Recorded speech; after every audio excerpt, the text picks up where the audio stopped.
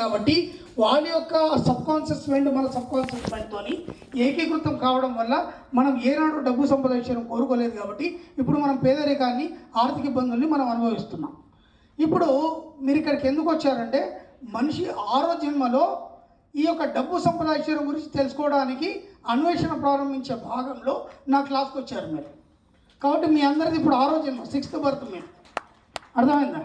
కాబట్టి ఆరో జన్మలోనే అన్వేషణ ప్రారంభించి ఈ జన్మలో ఏం చేస్తారంటే డబ్బు సంపాదించడం గురించి తెలుసుకొని పదే పదే మీరు అఫర్మేషన్ చేయడం వల్ల మీ జీవితంలోకి విపరీతమైన డబ్బు వచ్చి అన్ని సుఖాలను అనుభవించేసి ఏ కోరికలు లేని జీవితాన్ని మీరు అనుభవిస్తూ నెక్స్ట్ బర్త్ 7th బర్త్లోకి వెళ్ళిపోతారు. 7th బర్త్లో ఒక బాగా ధనవంతుడి యొక్క గర్భాన్ని మీరు ఎన్నుకుంటారు. అర్థమైందంటే ఒక బ్రూనై సుల్తాన్ కావచ్చు, లేదంటే ముఖేష్ అంబానీ కావచ్చు, ఇంకెవడెవడో కావచ్చు, వాళ్ళ యొక్క గర్భాన్ని మీ యొక్క సబ్కాన్షియస్ మైండ్ ఎన్నుకుంటారు. అర్థమైంది? ఎన్నుకొని అక్కడ జన్మ తీసుకొని ఇక కోరికలు లేని జీవితాన్ని మీరు అనుభవిస్తారు. అంటే ఏది కావాలంటే అన్నీ ఉన్న తర్వాత ఇంకేం కోరికలు ఉంటాయి? ఇప్పుడు మీకు డబ్బు లేదు కాబట్టి డబ్బు కావాలని కోరుకుంది, మీకు 10 లక్షలు కావాలి, 50 లక్షలు వచ్చినాయి, ఇంకా డబ్బు గురించి కోరుకుంటారా? కోరుకోరు. అర్థమైందా?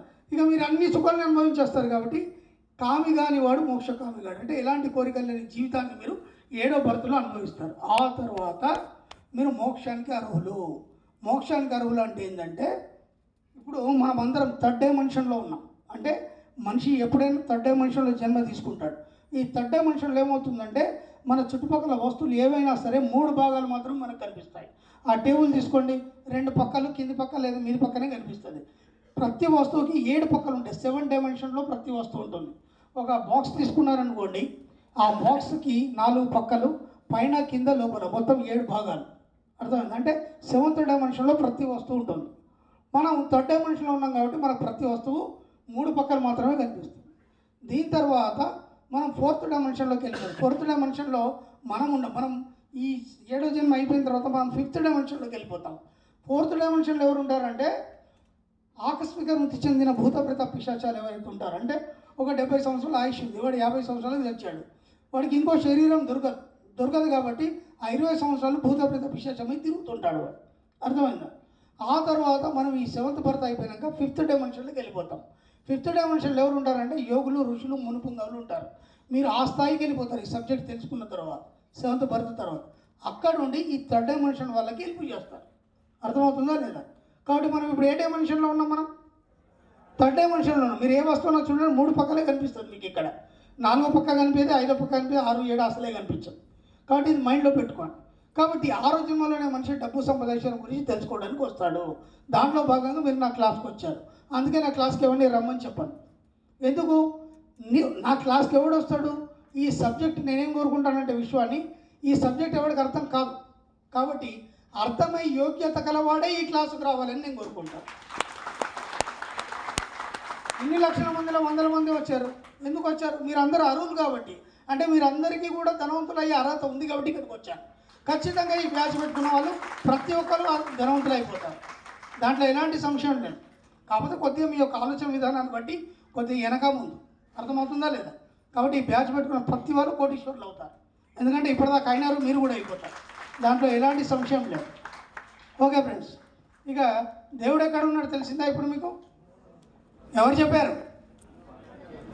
గరికపాటి చెప్పలేదు, వేదంలోని ఉపనిషత్తులు చెప్పినాయి. ఏమని? దేవుడు నీ లోపలనే ఉన్నాడు. ఎలా ఉన్నాడు? నీవార శూకవర్ధన్ని ఉద్దుల్లేకేవో భాస్వర, అంటే ఒక భాస్వరం లాగా ఆ విశ్వశక్తి అనేది ఇక్కడ ఉదయ కుహారంలో ఉండి నీ యొక్క శరీరాన్ని కాంతివంతంగా తయారు చేస్తుంది. ఇప్పుడు మనం ఏం చేస్తామంటే ఈ యొక్క విశ్వశక్తిని మన సబ్కాన్షియస్ మైండ్ ద్వారా అనుసంధానం చేసి విశ్వశక్తితోని అనుసంధానం చేస్తాం. ఇది ఎప్పుడు వచ్చింది నీ లోపలికి విశ్వశక్తి? తల్లి గర్భం నుంచి నువ్వు బయటికి రాగానే ఆ విశ్వశక్తి అనేది నీ మాడు నుంచి ప్రవేశించి నీ హృదయ కుహారంలో నిలిచింది. అందుకని దాదాపు ఈ మాడు 7 సంవత్సరాల వరకు పిల్లగాడికి కూడుకోదు. అప్పటిదాకా వాడు నేను చెప్పిన మాట విన్నాడు. ఎందుకంటే విశ్వశక్తి వాడి మీద పనిచేస్తుంది కాబట్టి అప్పటిదాకా నువ్వు చెప్పినట్టు విన్నాడు వాడు. ఈ టేబుల్ మీద ఎక్కుతాడు, దూకుతాడు, పిచ్చి పిచ్చి చేస్తాడు. నా దగ్గర చాలామంది క్లయింట్స్ వస్తారు, మా బాబు నేను చెప్పినట్టు వింటలేడండి. వినాడు వాడు, ఎందుకంటే విశ్వశక్తితో కూడుకున్నాడు వాడు. నీ మాట వినాడు వాడు. ఎప్పుడైతే 7 సంవత్సరాలు కాగానే మూడ కూడుకుంటుందో అప్పుడు సమాజాన్ని గమనిస్తాడు వాడు. గమనించి సమాజం ఎలా ప్రవర్తిస్తే ఇది నిజం అనుకొని సమాజానికి అనుగుణంగా వీడు ప్రవర్తించడం మొదలవుతాడు. అప్పుడు ఏమవుతుంది? సమాజం నుంచి పచ్చి అబద్ధాలు నేర్చుకుంటాడు వాడు. అర్థమైందా? మెల్లిమెల్లిగా ఈర్ష్య, అసూయ, ద్వేషాలు ఇవన్నీ నేర్చుకుంటాడు. తల్లి టిఫిన్ బాక్స్ కట్టించేయమని చెప్తుంది క్లాస్కి పోయేటప్పుడు, పక్కవాడికి నువ్వేది అంటే స్వార్థం నేర్పించేస్తుంది. అర్థమైందా? మన సబ్జెక్టులు ఏం చేస్తాం, నీకు వచ్చిన డబ్బుని ఇతరులతో పంచుకోమని చెప్తాం మనం. ఇప్పుడు ఇది బాగుందా, అది బాగుందా? ఇప్పుడు ఇది నిజమని తేలిందా లేదా, అది పశ్చాబద్ధం అని తేలిందా లేదా? ఇలా మనం ఏం చేస్తున్నామంటే సమాజం నుంచి, తల్లిదండ్రుల నుంచి, ఉపాధ్యాయుల నుంచి, ఫ్రెండ్స్ నుంచి పచ్చి అబద్ధాలు నేర్చుకొని ఆ అబద్ధపు జీవితంలోనే ఇప్పటిదాకా జీవిస్తున్నాం. కాబట్టి మనం ఆర్థిక ఇబ్బందుల్ని పొందుతున్నాము. కాబట్టి అవన్నీ అబద్ధాలని ఈ సబ్జెక్ట్ ద్వారా తేలిపోతుంది. మనకి తేలిపోయిన తర్వాత నిజమైన దేవుడు ఎక్కడ ఉన్నాడంటే నీ హృదయ కుహరంలోనే ఉన్నాడు. నిన్ను మించిన ఈ యొక్క శక్తి ఈ ప్రపంచంలో నీకెక్కడా లేదు.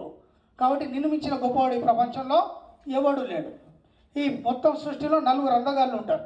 తెలుసా మీకు? తెలుసా తెలీదా? తెలీదా? మొట్టమొదటి అందగాడు శ్రీ మహావిష్ణువు. ఎవరు? శ్రీ మహావిష్ణువు. తర్వాత అందగాడు మన్మధుడు. ఎవరు? శాస్త్రం చెప్పింది, నేరు కాదు. శ్రీ మహావిష్ణువు, మన్మధుడు. తర్వాత ఎవరు?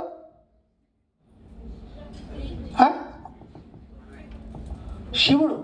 శివుడు గొప్ప అందగాడు. శివుని మించిన అందగాడు ప్రపంచంలో లేడు. తర్వాత శ్రీ మహావిష్ణువు, తర్వాత మన్మధుడు. 4వ వాడేవాడు అనంతకృష్ణ స్వామి. అంటే నాకు నేను చెప్పుకుంటాను, మీకు మీరు చెప్పుకోవాలి. అర్థమైందా? 4వ అందగాడు ఎవరు? మిమ్మల్ని మించిన అందగాడు ఇంకెవడు లేడు ఈ ప్రపంచంలో. మిమ్మల్ని మించిన గొప్పవాడు ఇంకెవడు లేడు. ఎందుకంటే మీలాగా ఇంకో మనిషి ఉండడు ఈ ప్రపంచంలో. ఉంటాడా? ఉంటాడు. కాబట్టి మిమ్మల్ని మించిన వాడు లేడు.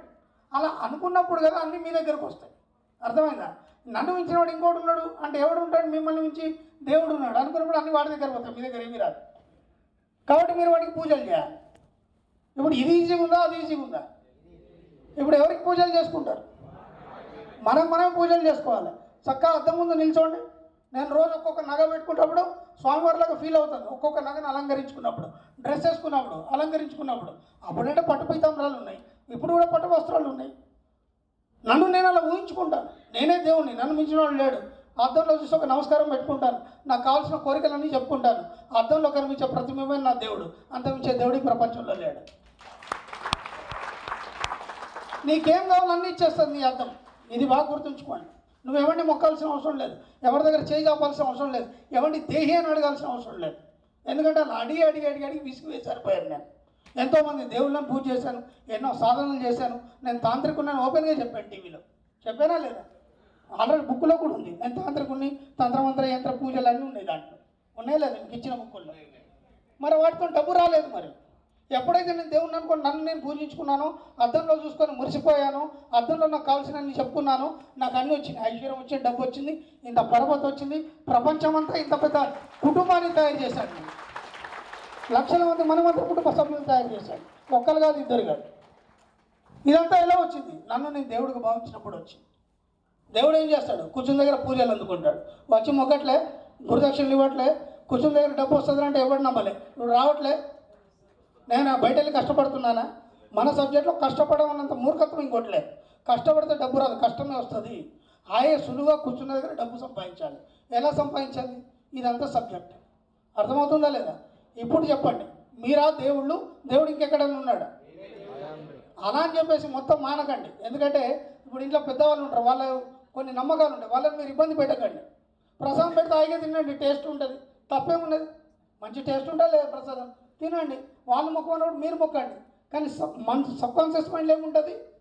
మీరు మాత్రమే దేవుడు ఉంటారు. పబ్లిక్ కోసం కొన్ని నటించండి. అర్థమవుతుందా లేదా? పబ్లిక్ కోసం నటించండి అంతే తప్ప మీరు దాంట్లో ఇందాక మూఢభక్తి చూసారు కదా, చప్పట్లు కొడితే పక్కోడు ఏమి చేస్తామో అది పిచ్చి అంటారు, భక్తి కాదు. అర్థమైంది? మనకు మనం ఇలా ఊహించుకోవడం అనేది మేధావి వర్గం. మనం ఊహించుకుంటాం, సత్యం వైపు ప్రయాణం చేస్తాం. క్లారిటీ వచ్చిందా లేదా? ఇప్పుడు దేవుడు ఎక్కడ ఉంటాడు? మీ హృదయ కుహారంలో ఉంటాడు. నీకు నువ్వే దేవుడు, నీకు నువ్వే గురువు, నువ్వే పూజించుకోవాలి. ప్రపంచంలో ఎవరిని పూజించాల్సిన అవసరం లేదు, ఏ గుడికి పోయే అవసరం లేదు, ఎక్కడికి పోయే అవసరం లేదు. నా తిరుమల దర్శనానికి ఎంతోమంది అడుగుతారు. అంటే అందరూ మన భక్తులు ఉంటారు కదా, ఈ వాళ్ళు కూడా ఉంటారు, పెద్ద పెద్ద విఐపీలు. ఒక్కసారి రండి గురువుగారు అంటారు.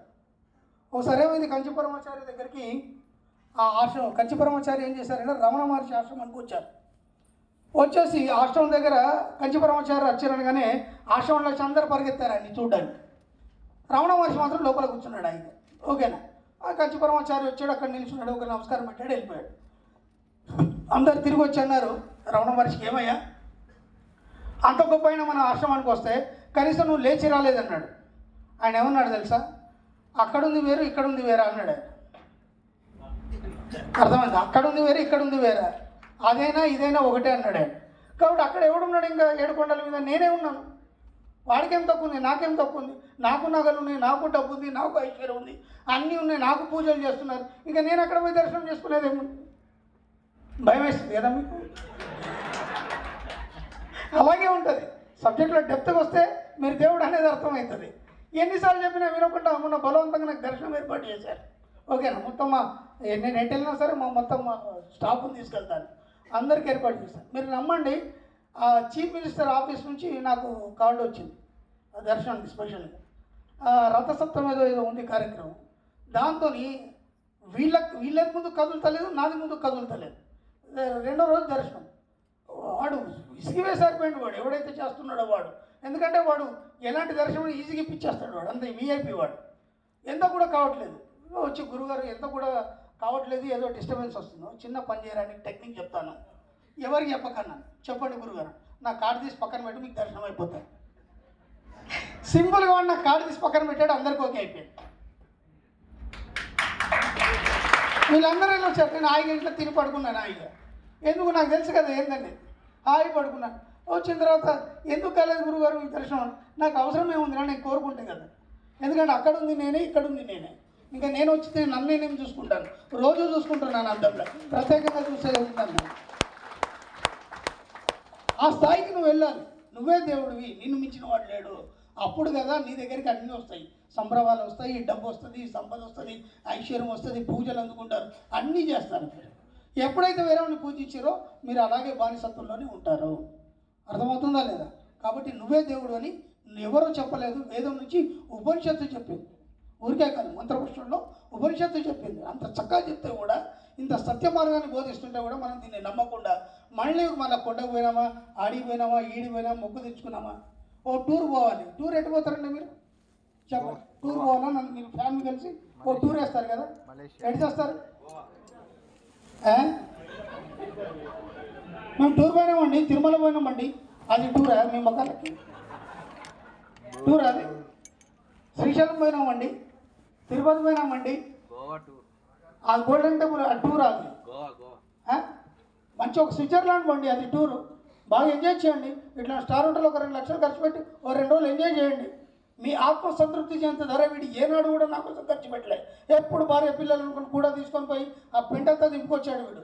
ఈరోజు నన్ను గుర్తించాడు, తనకు తానుగా సంతోషపడ్డాడు, తనకు తానుగా ఖర్చు పెట్టాడు, ఒక బ్రాస్లెట్ పెట్టుకున్నాడు, ఒక చక్కగా 50,000 డ్రెస్ వేసాడు. అప్పుడు నీ ఆత్మ సంతృప్తి చెంది అంత 1000 రెట్లు నీకు ఇవ్వడం అనేది మొదలవుతుంది. టూర్ అంటే తిరుమల, అయితే శ్రీశైలం, లేదంటే కాళహస్తి, ఇవి తప్ప ఇంకా లేవా టూర్లు? ఇప్పుడు కుంభమేళ ఒకటి దరిద్రం. అది 25 కిలోమీటర్ల లైన్ మొత్తం జామ్ అయిపోయి చచ్చిపోతుంది తిండి లేక.